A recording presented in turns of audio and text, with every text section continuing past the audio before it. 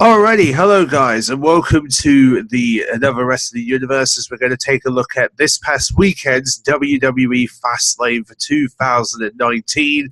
This is considered the pay-per-view where we would see the Shield for what is considered to be the very last time, due to the fact that Dean Ambrose is set to leave after Wrestlemania. Whether that will turn out to be fruition or whether this was just a work, who knows? We'll find out soon enough. But anyway, regardless, though, let's take a look and see what went down. So the first match, of course, we would have Xavier Wood and Big E from the New Day, as it was only those two who were on the kickoff show, taking on Rusev and Shinsuke Nakamura in a tag team match, and of course that led to Xavier Wood and Big E successfully winning the match on the kickoff show, winning for the group, the New Day, against Shinsuke Nakamura and Rusev. So then we end up kicking the match off at obviously we kick off the main pay-per-view with the SmackDown Tag Team Titles rematch, where we would see the Usos take on The Miz and Shane McMahon. The Miz hopes to win back the titles with Shane McMahon against the Usos. Obviously, they were doing a really good team.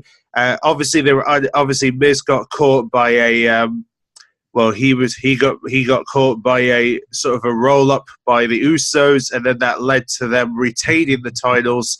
And then shortly after this match, probably the most shocking moment after this match is the fact that Shane McMahon was the one who turned heel and literally attacked The Miz out of nowhere. I mean, who would ever thought that Shane McMahon would attack The Miz? Like, we didn't even expect him to turn heel this night. I mean, and he just appeared out of nowhere, literally attacked The Miz, and then he even had to go at The Miz's own father, who was in ringside. That kind of sets up the idea that maybe The Miz is indeed going to be a babyface, and it looks like Shane McMahon is now going to be the heel in this story moving forward, which sounds it's going to shake things up a little bit, which is going to be interesting. So, so it looks like The Miz is going to be a babyface, people, at WrestleMania, now that Shane McMahon has basically done this brutal assault. It's kind of set things up quite nicely for a babyface run for The Miz. Then, of course, we have Asuka, who would finally compete in a pay-per-view since the Royal Rumble, to take on Mandy Rose as her new challenger. And, of course, Asuka would end up winning the match ends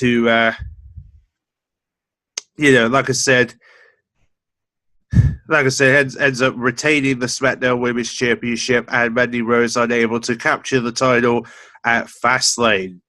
And then eventually we would come to this interesting situation where Kofi Kingston was being told to come out because he was being told he was going to compete in the WWE Championship match, but it turned out that actually he is not being put into the match. In fact, he was being put into a handicap match against The Bar, and of course, it led to, obviously, Kofi Kingston basically getting defeated by Sheamus and Cesaro, who came out on top and won the handicap match, which I just think this was probably another of Mr. McMahon's ideas to basically put like sort of hurdles over Kofi Kingston to be able to get himself to that WWE Championship match, which obviously Kofi was annoyed about the fact that he didn't get that championship match that he was promised from Shane McMahon and everyone, and obviously now he's been basically had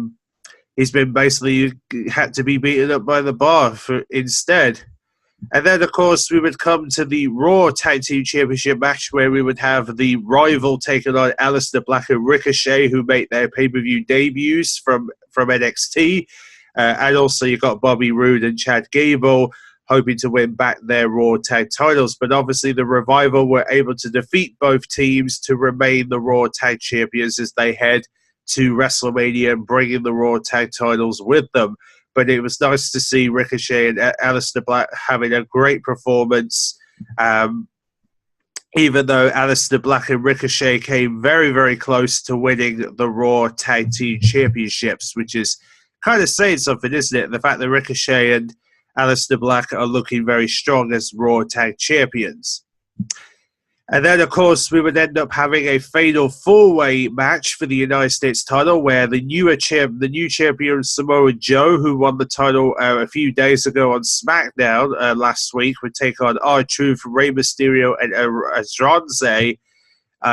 And, of course, Samoa Joe would end up defeating all three of those men to remain the United States champion and basically coming out on top in this match, because we all know that R-Truth wanted to win back the title to honor John Cena, but it obviously didn't work out that way.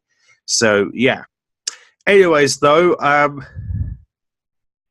that would then lead to the first title defense for the Boss and Hug Connection for the WWE Women's Tag Titles, where they would take on Nia Jax and Tamina in the tag titles, and obviously they were unable to defeat the Boston Hug Connection as they defeat Nia Jax and Tamina to remain women's tag team champions.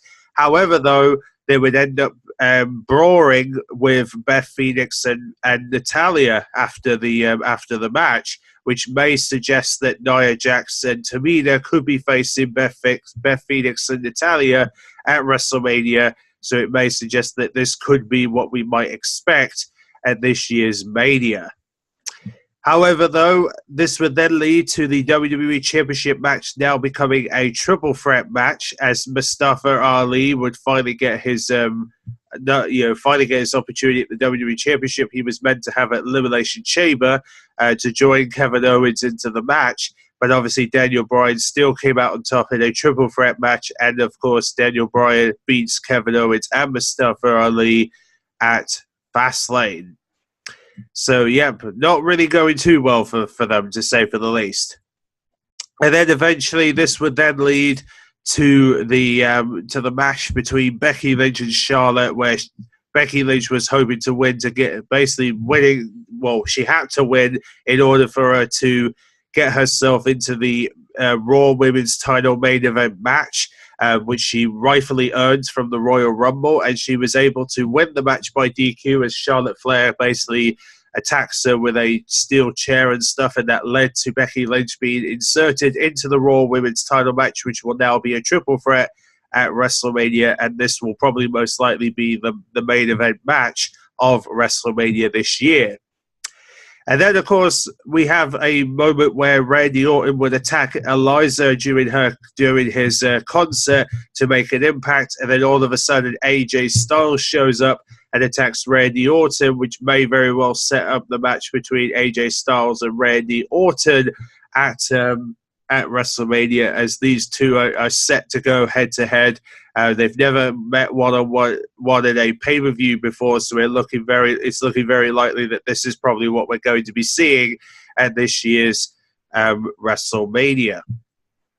And then, of course, the final match being the final reunion of the Shield, where Dean Ambrose, Seth Rollins, and Roman Reigns would take the Shield themselves, taking on Drew McIntyre, Bobby Lashley, and Baron Corbin. And, of course, Roman Reigns, Seth Rollins, and Dean Ambrose coming out on top one last time as the Shield, giving them a victorious send-off for the trio before we head to WrestleMania. And, of course, wherever Dean Ambrose is going to be heading to in terms of WrestleMania match, because we still don't know what to expect from his match at WrestleMania, and the same with Roman Reigns. We don't really know where his WrestleMania match is going to be, because until WWE make it official, we still don't know where his final battle is going to be.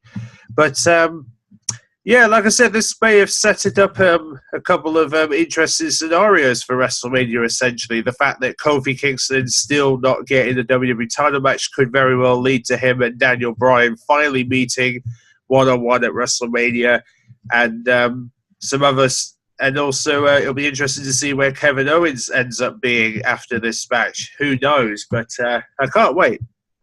Can't wait to see where it goes from here. So, hope you guys enjoyed, and I'll see you guys in the next WWE Universe, where we'll talk about the recent announcement about WrestleMania 36, and of course we've got the NXT Takeover coming up, which will be live in New York, and of course we've got WrestleMania 35 next month as well. So see you then.